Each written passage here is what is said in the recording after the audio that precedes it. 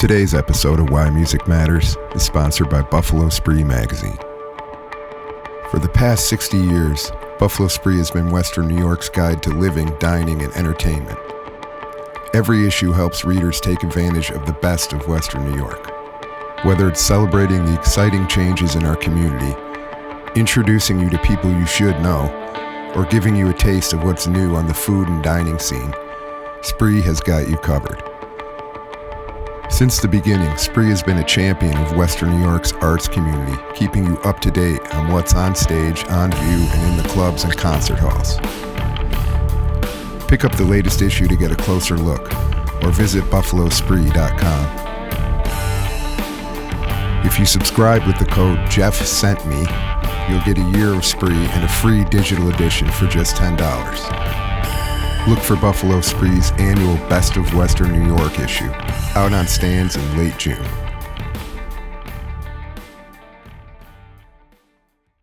I think that if you could do lessons, that's cool, but YouTube, there's a lot of places you can learn things. I think it's mainly just about putting instruments in kids' hands, so when you're bored and you don't know what to do next, you got that guitar sitting over in the corner, and next thing you know, that could be your friend for life. That could be your friend for life. Yeah, and you're learning riffs off it, whatever. It's a crazy gift to be able to give a kid, and yeah, it's been a massive gift in my life.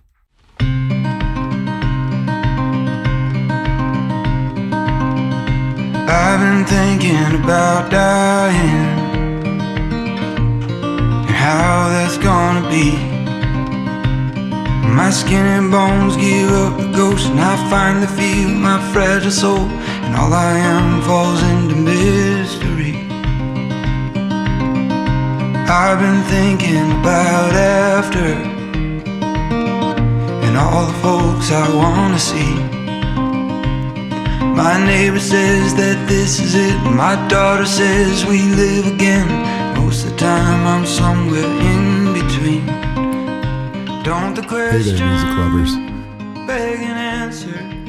Welcome to Why Music Matters, a podcast where we examine the power and influence that music can wield in our lives. I'm your host, Jeff Miers. My guest today is the singer-songwriter Marc Scibilia. Born in Buffalo, New York, and raised in a musical environment, Marc packed his belongings and headed south to Nashville, Tennessee, when he was fresh out of high school, with dreams of becoming a songwriter, living and working on the fabled music road, dancing through his head.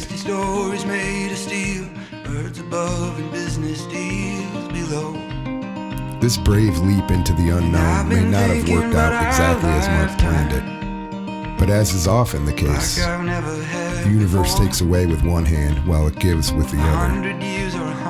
And so, some 20 years into his career, Marc has become a success as a truly independent artist. One who has racked up hundreds of millions of listens and views across multiple streaming platforms, and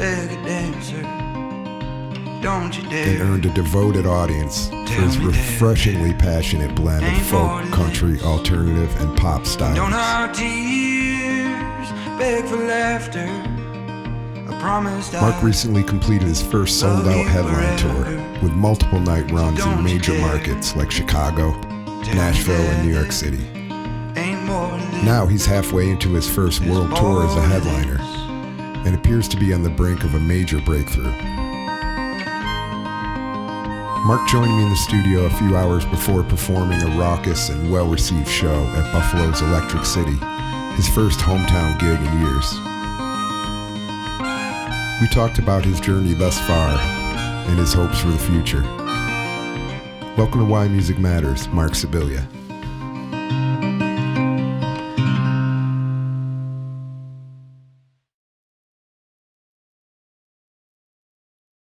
Well, special edition of Why Music Matters today.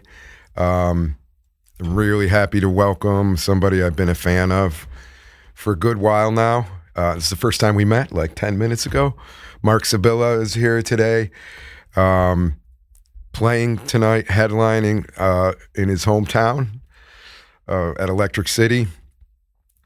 Welcome home, first of all, man. Thank you. It's really good to meet you. Yeah, it's great to meet you too. As I mentioned, I've been a fan of yours for a long time. My dad, as I was telling you, my dad has, he would always, when I was a kid, you said you were writing since 2002. He would always say, we got to get Jeff Miers to review you. And I'm glad, thank God, you probably never heard that music and never reviewed it, because here we are now, and it's 20 years developed.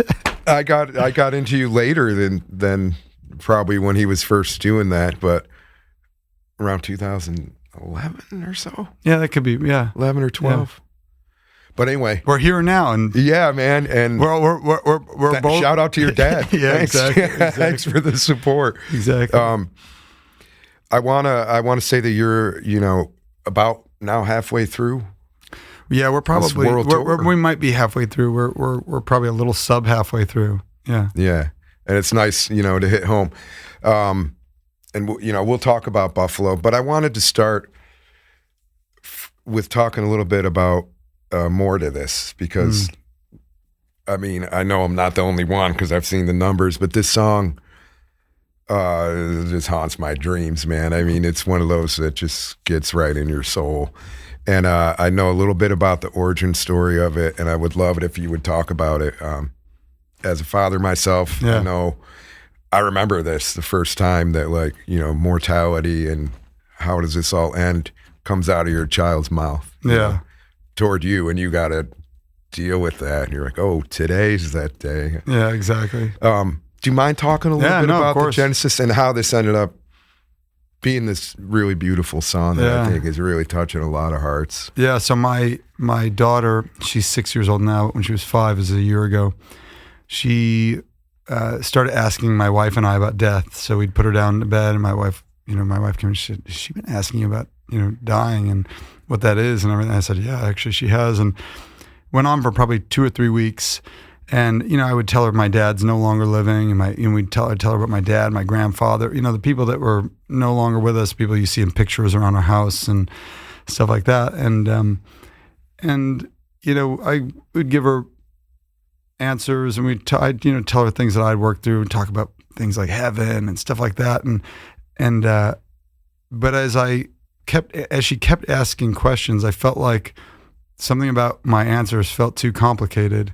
The things that I thought and believed, and they just felt too complicated. And for whatever reason, those two things coming together just kind of got sadder and heavier for me. And it was probably 2 weeks of this going on, and I was on the phone with a friend, actually, and I was getting ready to leave to go to the studio. And I was like, let me call you back. I don't know why it just hit me like this, almost like the anxiety part of my body hit me. And I was, and I was like, hey, let me call you back in like 5 minutes. And I was walking down to the car to go to the studio, and there was a guitar. I picked up a guitar and I wrote the song in like 10 minutes, and I posted it. And the next day, it had like 1 million plays on the video, and I had literally thousands of messages from people all over the world, like personal stories in my comments, and then just direct messages, and then it really just kept snowballing and snowballing. It was the craziest thing, and it ended up becoming this beautiful connection point with so many people. We just got back from Europe, and hearing people sing it in their own. Some people had translated it into their own language. That's got to it was really cool. Like in the meet and greet, like we had people that would come and like sing it, and I'd like play it. It was really cool. So it ended up becoming this really unifying, beautiful thing, and I'm really grateful for it. Is this, I don't know about your process, but was this one that kind of just? This is a cliche by now, but I think anyone who writes music knows that this does happen. Did it come through you? Did it kind of arrive like this is already kind of, I channeled it more than I composed it? Or I think it was like a mixture. It didn't feel much different than like other things that I write. It felt different than some things. Sometimes I'm working, sometimes I'm writing. I'm like at work, right? Yeah. But most of the time I'm pretty like free. Like I'm just kind of screwing around. Like that's basically what I do all day. Like I'm not, when I'm mixing a record or whatever, like I'm not screwing around then. Like that's technical. Yeah. But most of the time when I'm like being inspired, I'm screwing around. I think the difference with that song was it was so emotionally charged that there was nothing in me that was going to like stand in the way of like finishing the verse and the chorus and then just putting it out for people, because that's just what I do, like, well, as I have ideas, but I sometimes I'll second guess. But I think that idea was so emotionally charged. You're like, I'm not messing with it. I wasn't even thinking. I was just like, I sent it. I have a girl, Liberty, that posts stuff for me on my Instagram. I just sent it to her. I was like, what do you think? And the only difference I would say emotionally was that a lot of times great songs that I write that people say are great and that really make ripples, I'm a little bit embarrassed to share them at first. That's a kind of a common theme. Because it feels too intimate? Yeah, it feels like too vulnerable. I'm like, I don't know, what will people think? Honestly, I don't really know. All I know is I feel a little bit embarrassed to send it to like my friends, but I sent it to a couple of my friends and, you know, it was like good response or whatever, but it just, like I said, it was just a kind of a wave of like, I'm feeling this song, I wrote it in like 10 minutes and then I'm posting it and it just happened so fast that there was kind of no time to think about it and then the response kind of followed. Yeah. Yeah.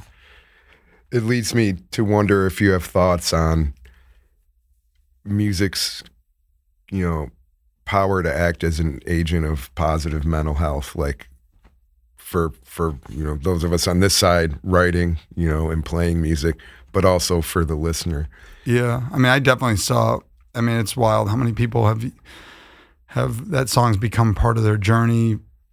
And these are not like people that are living like ordinary everyday lives. These are people like, you know, have been recently diagnosed with cancer or someone they love or have lost someone unexpectedly.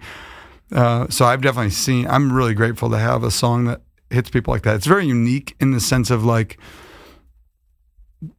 it's kind of a weird thing to have your biggest, most recognizable song be about death.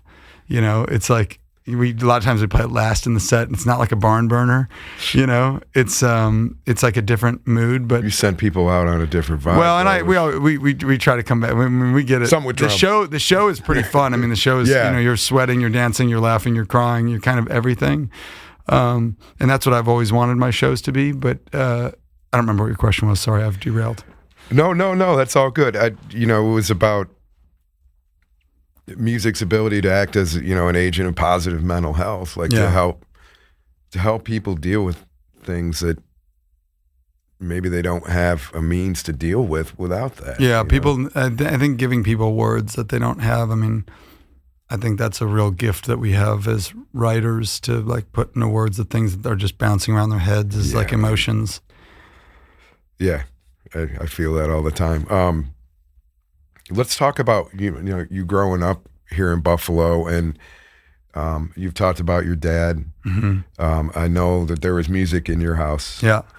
And I just want to hear, for people who might not know, you know, what it was like for you coming up here before you took the plunge and headed to Nashville, you know, which was pretty young, by the way. And how that formed you. Yeah, I mean, my dad was a musician. He was like a singer-songwriter. He was a great guitar player. My grandfather was a bass player, but his mom died when he was 12 or 13, so he cut hair in Niagara Falls from the time he was 12 or 13 to, I think, in his 70s. But he would play gigs every night. My dad said 5 nights a week. He had his own orchestra. It was the Tony Scibilia Orchestra. Amazing. And I actually still have his bandstand with his name on it, and to my studio. But he would play gigs every like 5 nights a week. And so he was like a working class musician as well. And, you know, I have so many memories from growing up. I mean, they were so supportive. I remember one of the specific memories I have about my grandfather is when I would play gigs. I mean, they were just little gigs at playing a street corner somewhere or whatever it was. And I was 13, 14-year-old punk kid. I remember my grandfather sitting standing in the front, you know, in front of everyone. And I'd finish a song, and after every song I'd finish, he'd look at me and mouth the words, "Say thank you." I love it. Every time, every single song. And so I think I think with what I do, I think that like that is kind of the center of what I do in a weird way. I do feel this deep sense of gratitude, and I think it comes from them, you know, and they weren't really able to make it out. They never made it out of town. My grandfather grew up with guys like Tommy Tedesco, who became like obviously a legendary session musician. Recorded guitarist, yeah. Exactly, and Joe Collado, and like all these guys that music was the center of their life, and for my family it was really the peripheral, and so the center, but it was the center, but it was, you know, they had other things that were paying the bills, and so I think they really gave me like a thrust, and I stood on their shoulders. I was able to kind of get out when I was 18, as beleaguered and unsuccessful as it was for so many years. I did get out, and that was the beginning. And you know, I always joke I had the other half of my family is, you know, my mom's, she was a marketing director and a school teacher. And my grandfather was an insurance salesman, and, you know, these really respectable professions and more reliable professions. And so I had this kind of tension, and my mom didn't really understand. She was a little worried, I guess I should say. And, you know, I had to sit down with my guidance counselor about a month and a half before I was going to graduate, and she brought me down to her office, and she said, you know, you have no plans to go to college. You've not applied anywhere. Like, what are you planning on doing with your life? And I told her when I was 15, my dad took me to Music Row in Nashville, and we went up and down, and we knocked on doors, and we went to all these different houses, and maybe one or two of them opened. But I told her, I said, you know, when I was 15, my dad, he took me to Music Row, and it was the most amazing place. People just write songs in these houses all day long. And I was like, that felt like magical to me. I was like, what? Felt like another planet, right? Yeah. Growing up in Buffalo. Yeah. Like, how could you have rows of houses where people just write songs? And she looked at me with total sarcasm and was like, so you're going to move to Nashville and write songs for a living? And I was like, honestly, that seems like seems like a great idea. Exactly. And so I went home and I talked to my mom, and I always joke. I say, you know, I went and I told my mom, I said, Mom, me and the guidance counselor have worked the whole thing out. I'm moving to Nashville, and I'm writing songs for a living. That's a good spin. And it was her idea. Exactly. And so for whatever reason, I look back now, I'm 38. It was 20 years ago. It was 20 years ago this year. And I say, it's really scary now when I think about it, but at 18, a month and a half out of high school, I moved to Nashville and started writing songs. And I kind of never really looked back. I just sat in my room. I wrote songs. I did that for years and years and years. Incredible. This, you know, you mentioned your grandfather and your dad, who obviously music was a central part of who they were, of their identity, right? And yet, you know, they played it here. They had day gigs, right? Mm-hmm. And music was just the thing that you... Yeah. There's a lot of people in Buffalo that I think can relate to that. I mean, the per capita amount of musicians we have here. There's so many talented people. It's kind of absurd. It is crazy. And I mean, there are plenty of places we could compare it to, but it's kind of for what we are, you know, a somewhat battered Rust Belt town, you know, that has a heart that just won't stop beating. But there's a lot of people here who they're gonna play till the end. 100%. I mean, I think about like people I grew up with, like guys like Jamie Holka and Vinny DeRosa, and like shout out, both great people. I mean, there's literally a million names of people that are just like, they're world class, just unbelievable. As good as anybody. They're literally they're the greatest, and the greatest guys too. I love it. Is that I mean, did that inform your work ethic at all? I don't know, in some way, maybe subconsciously, even like, I got to be great, and I've had the opportunity, or made the opportunity for myself to get out, you know, and to, you know, are you carrying some of that for your hometown at all? Do you ever think that?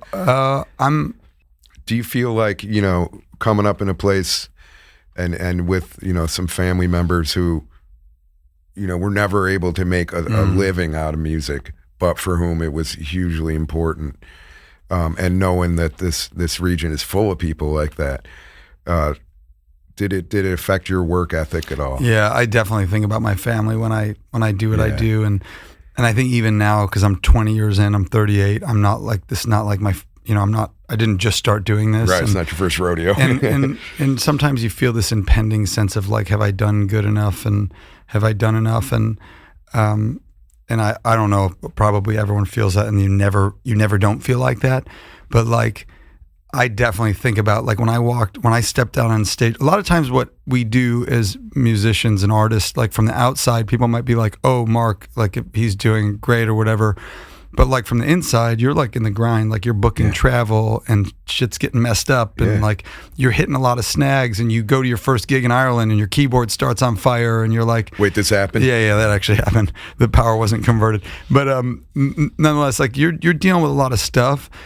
When I stepped out on the stage, and it was our first gig, I think it was in London. It was our second gig, it was in London. It was like 1,000-person theater. It was sold out. I've never played there in my life. This tour, right? This was this tour, February. yeah. And I stepped out. I was literally like, and I feel this way every night when I walk on stage, like, because I've played more shows with no one there than I played decades of shows with no one there, right? Maybe 1 year shy of a decade, 2 decades short, right? When I walk on stage and there's people in the audience, and a lot of times sold out, and if it's not sold out, it's packed. It's super emotional to me, and I think about my grandfather and my dad, and I literally every night I have to kind of like gather myself, and I usually am wiping away some kind of tear from my eyes, and I'm grateful on this tour. I've got an incredible drummer with me, this guy Garrett Tyler, and he just literally will just put his hand on me. He'll just literally hug me till I walk on stage. And when I walked on stage in London, I was like, this is crazy. Like this feels like what I thought it was going to feel like.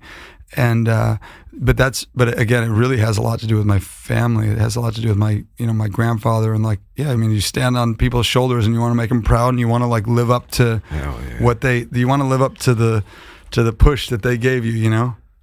Today's episode of Why Music Matters is sponsored by Buffalo Spree magazine.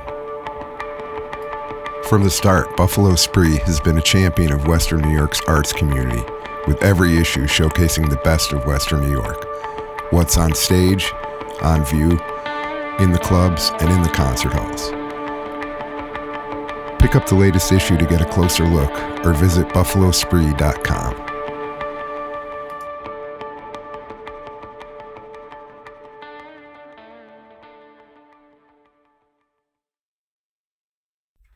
So touring with a drummer, and I think we all know you're capable of doing this on your own too. Drums are tough. Yeah. I did a fall tour by myself. I used an MPC pad for the drums, and I got pretty good at it. It was not the easiest thing, but yeah. But I mean, I want to talk about that because it's not like it's a parlor trick or anything. This is far beyond that.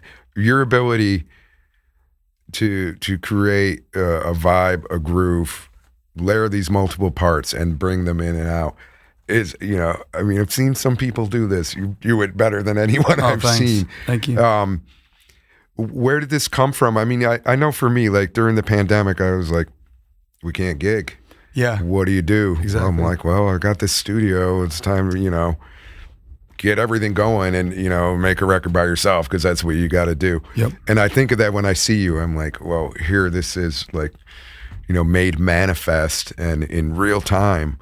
Can you talk about the genesis of that for 100%. you? Yeah. It was a really clear path, actually. So when the pandemic happened, I was just finishing a studio because I was in my basement for 10 years. I made music in my basement.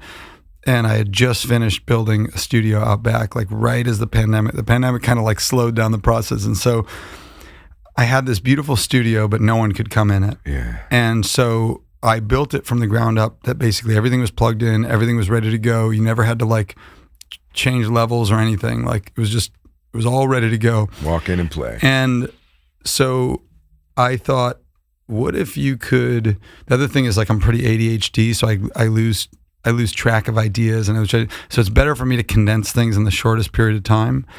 And so I thought, what if you could I use Ableton. What if you could work with Ableton and loopers and write code? Because I had seen people do this on like YouTube and stuff. What if you could write code that would basically tell the computer how to arrange a song? And so I found a guy on YouTube, and he gave me lessons. I hired him to give me some lessons, and he showed me how to do this thing where you could just basically arrange a song, and then you could play down an arrangement and it would loop. And so that was really a function of just trying to make records really fast. And because I always thought it'd be so cool if you could walk up to an instrument and like press a button and play, and then then you're done, and that just keeps playing, and then you can go to something else and try something else, and because that's just how my brain works, that stream of consciousness. Super cool. And so all this has to be to a click, or yeah, it's all to a click. I guess you could probably do. No, I think it has to be. Yeah, it has to be to a click. I could see it going south without. Yeah. It definitely has to be in a condensed, like, a certain amount of time. But right. And so I started doing that just basically to make my records. So I made an album over that period of time called Seed of Joy, which I'm super proud of still. And I made that record really pretty much by myself. I've sent a few things out for people to play, but that was really the beginning of that process. And then probably a year and a half ago, 2 years ago, I had a publishing deal, and I lost my publishing deal.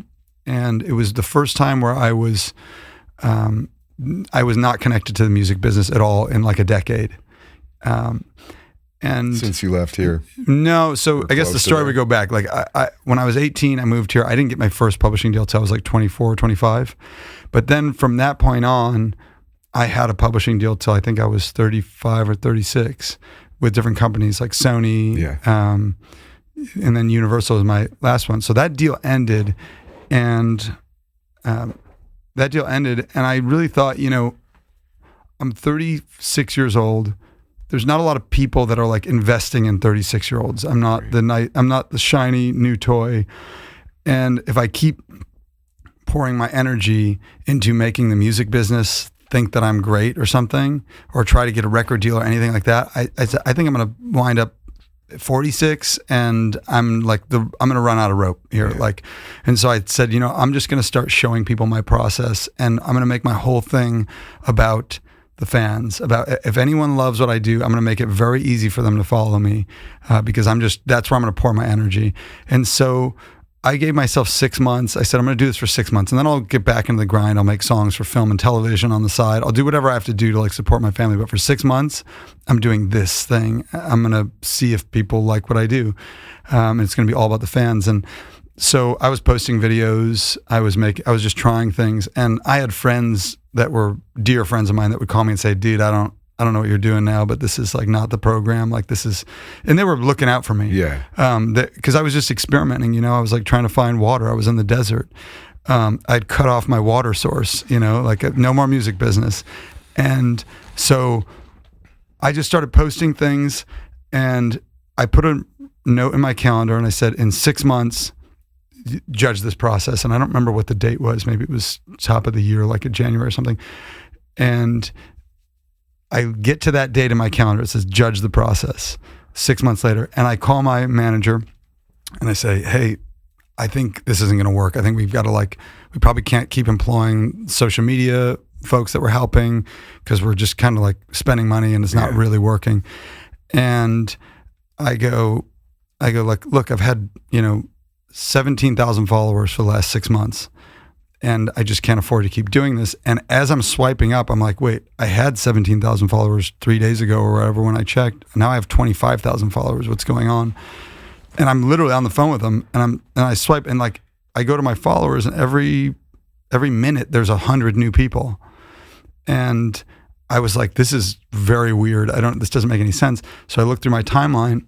So a week before, the girl who is still my social media director and is incredible, she had flown to Nashville, and we filmed a bunch of stuff. But right before she left, she took a video of me working in the studio from an aerial shot of me working in the studio from overhead. And I told her, I said, I saw this really funny piece of audio. It was talking about this not being a hobby. And I was like, what if you paired that and I'm just working, and I don't know, it seems dumb, but let's just do it. And a couple of days later, she made the video, she posted it, and then a couple of days after that, it was a huge video. That's what blew up. So many musicians followed me. It was the craziest thing, and I was truly ready to I was ready to give up on it. I was like, I don't think this makes sense. I was really looking at not other careers, but other, maybe I would just produce for people, and that was really my sign of just okay, people are out there. You just got to keep doing what you do, and probably the most natural version of what you do is going to be the thing that works, the thing you're trying least hard on. So that's kind of how it happened. That's crazy to kind of come around to that through so many things. And and then subsequently, I had been working on all this live loop stuff to make records. And I was like, I don't know, maybe people want to see that. So then I started doing those videos, and I started just making sounds and soundscape things that I was making for songs that I was working on. And it was more like sketches of ideas. And then for whatever reason, I thought, I heard this chorus of that song by Cher, Believe. Yes. And I've always thought that was like, I always thought the production was like, it was like right when auto-tune was kind of coming in. I thought it was like, I never loved that sound, to be honest with you. But I heard that song and I thought that's one of the greatest choruses ever written, and her voice is incredible. And I was thinking, what if you put that together with like a modern production, maybe something that feels like a little bit more like a Taylor Swift or Jack Antonoff or something. And I put those together, and that video then exploded. And so it was kind of just a series of reinventions, accidental for the most part. Yeah. It led you. So now, an independent artist, this actually mirrors the changes that were happening in a way that you couldn't have really been conscious of when you're like in the thick of it. Yeah. But your independence is certainly well timed, and I mean, all of a sudden things, they've kind of turned a corner here. I mean, things are on the definite upswing, and people, I think, found a way to feel like they knew you. Well, yeah, I think it's just for me, it's like I am always looking for like the simplest conclusion. Like, what's the most obvious answer here? Yeah. And I think for me, because, I got a wife, I got 3 kids, I've got like, I'm relatively busy with a lot of things. Yeah. And so for me, I had to find a solution that was repeatable. And it's not repeatable for me to like put on a mystique, or for me to become something that I'm not. It's only repeatable for me to like literally, this is what I'm doing right now. Yeah. This is what I'm doing right now. And that's the only repeatable thing. And so people should feel like they know me because, obviously there's things they don't know about me, but for the most part, they feel like they're part of your process. They are part of my process. That's the only thing I could do that was repeatable that I could have, That's really, brilliant and working. Thank you. You did Iris, the Goo Goo Dolls. Oh yeah, I'm a big fan. I mean, that song was like that was like the song growing up. Can you talk about that a little? The construction of that song is clearly pretty brilliant. I remember the first time hearing that song at my friend Alex's house. It's like one of those songs that just hits you like the same way, like One Headlight by the Wallflowers or Bittersweet Symphony. Or I'm just a big fan of those guys. I've never met them or anything, but you haven't? No, I've never met them. But that was good folks. Very influential. Yeah, I've heard that. Yeah, that's really cool. Since you mentioned them, were there any moments for you that were like these light bulb moments where you feel like everything just changed? Probably when you were younger, either a concert or an album, or maybe getting into a particular artist. I mean, I definitely loved like Miseducation of Lauryn Hill was a very big album. Beastie Boys' Hello Nasty, all that stuff was like definitely really important for me, for sure. Those are huge albums, and then cool and surprising too. What you do, it seems silly to try to label people, and I'm not at all. No, feel free. But I mean, what I've heard are elements, obviously, of folk music, of what they call singer, songwriter, etc. But there's otherness there as well that I guess pop sensibilities and smarts, but it all seems to kind of come together as this really interesting form of Americana that I read a quote that was something like rueful yet hopeful, which I thought was that kind of nailed it. I wish I wrote it. Yeah. But boy, does that seem applicable to this moment, in this country or maybe in the world. Yeah. Is this something that you're conscious of trying to craft, or did this just kind of like, this is who I am and it came out? Yeah, I think I'm not really super conscious about trying to like put forward any type of particular persona or thing. Like I said, it's more repeatable and it's more obvious to me to just be myself. And I think I probably am somewhat of a hopeful person, but I also am somewhat of like a foreboding, dreading person. You know, it's like my brain runs in a lot of different directions, and so for me, it's just trying to like capture what's going on, and I think that's how it comes across. And so it's funny, I'll get messages from people online and say like, it's funny, I got one like yesterday, and I think I got 2 or 3 yesterday, and it was basically like, hey, I just listened to your songs, are you okay?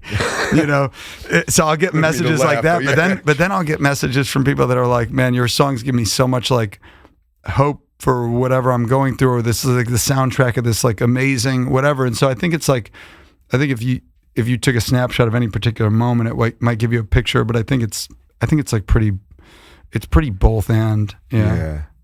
And I mean, you could just take more to this as an example of that, because it's heavy, man. I mean, there's no getting away from that, but it also feels defiant and hopeful, you know. Definitely. And there's models for that, you know. I don't know if there are people that you were into or not, but I've heard that, and obviously Springsteen is a person that comes to mind. That I'm not saying he's a huge influence, and honestly, but if you think about it, I mean, that's what life really is. Actually, it is. It's always both of these things. You could die on the way to a funeral. That's insane.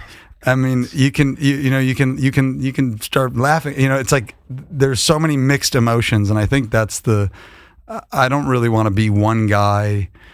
I want to be like several different things. I want to be kind of confusing, because I think that's actually what life is like. It's kind of confusing. Yeah. You know? And I think that maybe that's why my path has taken so long, because I think if I was like he's like the breakup song guy or the whatever, it's like, maybe it's like, it's easier to define, it's easier to tell people what you are in an elevator pitch, but I'm hoping with enough time, the pitch gets simpler, even if the product is complicated.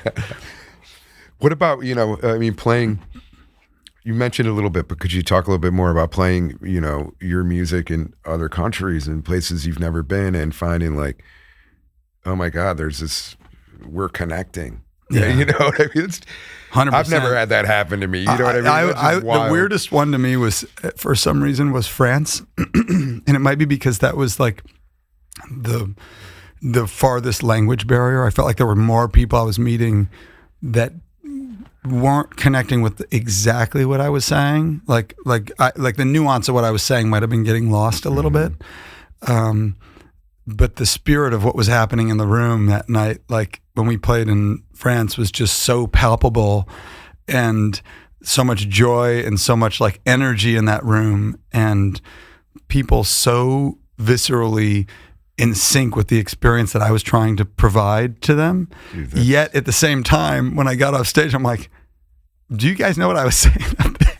Like, I talked to so many people that were like, my English, but I'm like, man, collectively that room, we were like all together. Well, this really says something though, because obviously melody is a language that clearly just transcends 100%, whatever. 100%. And what's the word I'm looking for? I won't find the right one because I haven't had enough coffee. But it's something like vibe, like when you're creating a sonic and emotional environment with your music, and then there's melody. Obviously, your lyrics are very central to what you do, and they're important, and they read beautifully off the page. They work that way. But when you marry them to a melody, then we're in the area of transcendence. I was so surprised that they really connected, and we did say after that show, I was like, what was funny was I was thinking the energy was so great during the music and the talking even, but the jokes weren't landing. I was like, was I not that funny? And then when I got in the merch, I was like, oh, I just think they didn't totally understand what I was saying. I don't know, sing it. Exactly. Maybe they don't get it. But then it was funny because you could hear like a couple of people laugh, and then people would laugh, but then it would like kind of grow because like, okay, he's saying something funny, time to laugh. It's so good. Awesome, man. So the tour ongoing tomorrow, Toronto.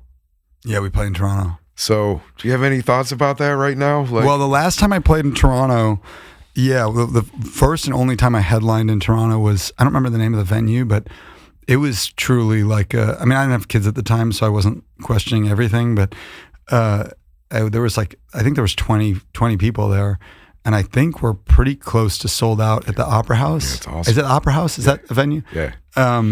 And so definitely, great place, man. The Canadians have been incredible. Just even online, I'm like, I don't know where the demand came from for me to go to Montreal or Quebec. I think Montreal was like my first show that sold out on this tour, that in Denver and maybe a couple European things, but I don't know where it came from, but I love Canada. Yeah, man. Nicest people. Agreed. Some of our favorite musicians, we share. They've exported a lot of great things. Come on. Yeah. And especially growing up here. Yes. You couldn't have, you wouldn't want to avoid it. It felt like a shared culture. Yeah. So I'm glad, man. Go represent us. I'm going to do my best. Show the best of what we are. Yeah. The last thing topic I wanted to broach with you was has to do with music education and what your thoughts are on that, and how significant do you think music education is for young people and in the furthering and strengthening of our culture? Yeah. For me, music was always an escape. Yeah. And it was always a place I could go, if I was scared or I was worried about something, or I was just it was just a part of my brain that it was a place I could go. And I think parents always ask me, how can I get my kids into music? What would you recommend? And there was a lot of structure around music for me growing up. Like I took classical piano lessons and stuff like that. But like, I actually don't think I had to have that structure. Yeah. I think the biggest thing was, instead of getting, an Xbox or a PlayStation, my parents would save up and buy me a guitar. Yeah. And it wasn't a great guitar, it wasn't a great drum set, but it was like all their efforts were to put productive things in my hands. And now I think about my life, they gave me instruments and they gave me all these things. These are gifts I'll have for the rest of my life. Absolutely. And so I think that like, if you could do lessons, that's cool. But like YouTube, there's a lot of places you can learn things. I think it's mainly just about putting instruments in kids' hands. So when you're bored and you don't know what to do next, you got that guitar sitting over in the corner, and next thing you know, that could be your friend for life. That could be your friend for life. Yeah, and you're learning riffs off it, whatever. Like it's a crazy gift to be able to give a kid, and yeah, it's been a massive gift in my life. It's amazing. And I know, my own experience was, I didn't want to force it on my son. I certainly wasn't going to be disappointed. Yeah. But my thought was, it's all here. Yeah. I mean, there's instruments everywhere. It was never like, go learn this. I assume he's had some heavy training though, right? I mean, he's so good. He took, piano lessons as a kid, cello. Yeah. But mostly, he was into it, and just I showed him everything I could. And basically he was 12. I'm like, you're ready. You're the bass player in my band. Let's go gig. So sick. And it was great. But then, there were people in Buffalo who really took him under his wing, and then Who were some of those guys? I'm curious. Well, myself, do you know Eric Crittenden? I don't know if I know Eric by name. Well, Eric, almost like a, godfather type for Declan. Baptist churches in Buffalo. Yeah. He got gigs doing that and was there for several years and really welcomed by that community. Wow. And learned so much. You mentioned your friend Vin DeRosa. Vin was always great. So they're buddies. Oh yeah, that's totally. So cool. Yeah, I mean, his playing is really. I mean, like I said, when I saw the SZA show, I was like looking up who the band members were, and I don't know how I stopped and made the connection with him, but I was so blown away. And it seems like the people that even like some of the videos I saw, the people he's hanging out with, I mean, just amazing musicians. Like, it's crazy. It's great, but I mean, it's just, none of that was forced. So, I mean, and he ended up getting a ride to Berkeley, Yes. But then, he made it 2 years and was off with Mac Ayres touring, Wow. So that was really cool. But I wonder, how this applies to, with your own kids. I mean, this is... Well, it's crazy. I was just telling my daughter's 6, my son's 4, my youngest is 7 months. And we actually, I'm so ashamed to say, there's not really... I have guitars in the house a lot because I just bring them home and I'm working on stuff. There's not like a piano in the house, which I think is a great way to start because you can hit a key. Yeah. Kids want to hit stuff, can make noise with this. Is harder. Yeah, this is harder. Yeah. But it's kind of like the shoemaker with the shoeless kids or whatever. Right. So when I get home off of this tour, probably my first priority is actually to get a piano. I have a piano. I have my childhood piano in my basement, but the kids don't go down there. My priority is to get a little something for them to play in the living room. That's really cool. Yeah. Well, man, I really appreciate you. Likewise. You know, it was really nice to meet Pleasure you. to meet you too. I'm really looking forward to the show tonight, man. And I wish you the best on the rest of this tour. Thank you so everything much. that comes next. Thank you. It's been a real pleasure. Yeah, man. And next time, maybe we can do a song together. 100%. 100%. 100%. I'll learn any of your tunes. I love it. I love it. Right on, Mark. Well, Thank you, I Joe. really appreciate you being here. And again, best of luck on the road, brother. Thank you.